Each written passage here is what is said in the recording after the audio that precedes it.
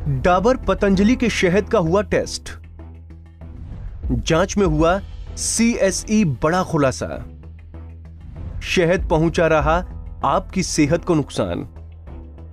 अक्सर हम शहद का इस्तेमाल अपनी सेहत को ध्यान में रखते हुए करते हैं। हम सोचते हैं कि शहद चीनी का एक हेल्दी अल्टरनेटिव है, क्योंकि इससे मिठास भी मिल जाती है और चीनी से होने वाले नुकसान से भी बचा जा सकता है।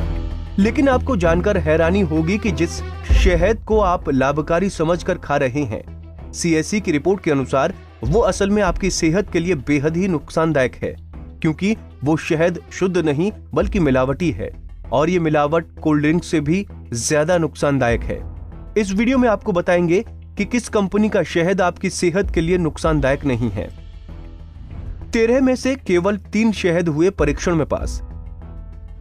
डाबर पतंजलि जैसे बड़े ब्रांड हुए टेस्ट में फेल। जर्मनी की लैब में हुआ टेस्ट। दरअसल भारत में जो शहद बिक रहे हैं उनमें से 13 छोटे और बड़े ब्रांड्स के शहद को जर्मनी की एक लैब में टेस्टिंग के लिए भेजा गया था और टेस्ट के नतीजों ने सभी को चौंका दिया।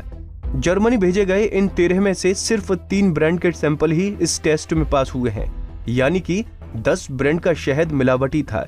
इससे भी ज्यादा हैरानी आपको ये जानकर होगी कि ये सभी ब्रांड्स के सैंपलों को जब भारत में टेस्ट किया तो सभी पास हो गए थे, लेकिन विदेश जाते ही फेल साबित हो गए। ये सभी जानकारी दी है centre for science and environment ने। CSE ने बकायदा इसके लिए एक प्रेस रिलीज जारी की है। CSE ने अपने पोस्ट में बताया कि शहद पर की गई ये सारी पड़ताल भारत और जर्मनी की लैब्स में कराए गए तमाम अध्ययनों पर आधारित है। CSE ये पड़ताल कहती है। शहद की शुद्धता की जांच के लिए जो भारतीय मानक तय हैं, उनके जरिए मिलावट को नहीं पकड़ा जा सकता, क्योंकि चीनी कंपनियां ऐसे शुगर सिरप तैयार कर रही हैं जो भारतीय जांच मानकों पर आसानी से खरे उतरते हैं। जर्मनी में कराए गए टेस्ट में 77% सैंपल्स में शुगर सिरप की मिलावट पाई गई है। इंटरनेशनल स्तर पर स्वीकार न्यूक्लियर मैग्नेटिक रेजोनेंस स्पेक्ट्रोस्कोपी यानी NMR परीक्षण में 13 ब्रांड्स में से सिर्फ 3 ही पास हुए हैं। अब आपको बताते हैं किस ब्रांड का शहद टेस्ट में हुआ पास और किस ब्रांड का fail. Nuclear magnetic resonance spectroscopy परीक्षण, Dabur fail, Patanjali fail, Baidyanath fail, Zandu pure fail, Apis Himalayan fail, Hitkari fail, Saffola pass, Markfield Sohna pass, Nature Nectar pass. जानकारी मिली है कि शहद तैयार करने में जिन शुगर सिरप का इस्तेमाल किया जा रहा है वो चीन से आ रहे हैं। CSE का कहना है कि ये फूड फ्रॉड 2003 और 2006 में सॉफ्ट ड्रिंक में पकड़ी गई मिलावट से भी ज्यादा खतरनाक है। शहद में मिली चीनी सेहत को बड़ा नुकसान पहुंचा रही है। CSE की रिपोर्ट के बाद अब कंपनियां खुद को निर्दोष साबित करने की कोशिश करने में लगी हुई हैं। न्यूज़पेपरों से बात करने पर कुछ बड़े ब्रांड्स ने इस रिपोर्ट को लेकर अपना पक्ष रखा। डाबर ने कहा कि इन रिपोर्ट्स का उद्देश्य है हमारी छवि खराब करना। हम अपने ग्राहकों को आश्वस्त करना चाहते हैं कि डाबर का शहद 100% शुद्ध है। हम चीन से कोई शुगर सिरप नहीं मंगाते। हमारी शुगर का स्रोत भारतीय मधुमक्खी पालक ही हैं। शहद बनाने के 22 पैरामीटर्स पर डाबर खरा उतरता है। हमारे शहद में एंटीबायोटिक भी हैं। हमारी तो खुद की लैब में NMR टेस्टिंग की सुविधा है। हमारा शहद शुद्ध है। वहीं बाबा रामदेव की कंपनी पतंजलि इस रिपोर्ट को लेकर साजिश का आरोप लगाया है।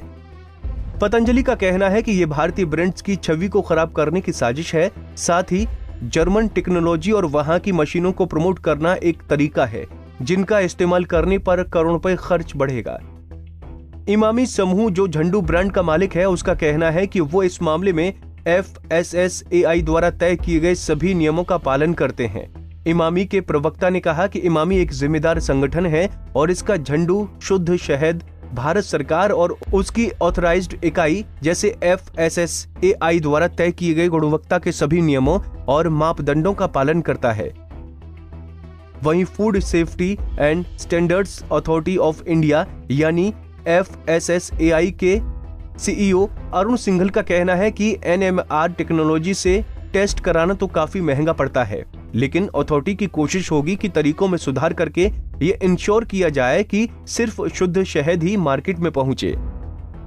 फिलहाल एक उपभोक्ता के तौर पर बेहद जरूरी है कि हम भी जागरूक बने, असली और नकली की पहचान करें।